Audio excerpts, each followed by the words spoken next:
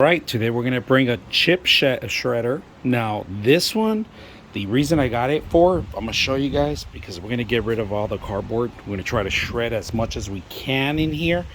So this is how it comes out of the box. We're gonna set it up and see how it works. I see it. You ready?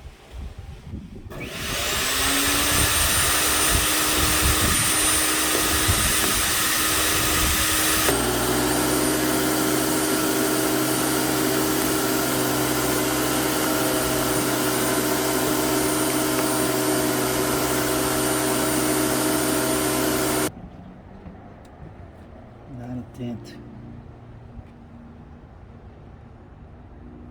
Overall, it couldn't even do the cardboard, and therefore I don't think it's going to be good for any branches. To be honest with you, out of the box I thought it was going to work very well. Very little disappointed with it. The motor is not strong enough. It's under power. If it couldn't even do it, it gets stuck with the cardboard. Not the mouth, the lip of it, it's not even big enough for any. You have to shred them out. Might as well shred them with your hand. Poorly set up. I like the box itself, but that's about it. The safety it has is really good. Tried everything, but unfortunately it didn't want to work. So I'm not going to be able to shred any cardboard.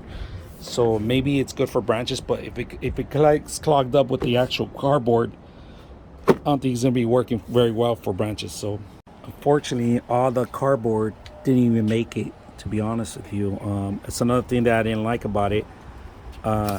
This is not even strong, the cardboard. So if it's not strong with the cardboard, it's not going to do very well with the branches. So like I said, it all got stuck, and I shredded down to pieces by hand first, so it failed on it. So it's not working very well. Hope you guys enjoy the video.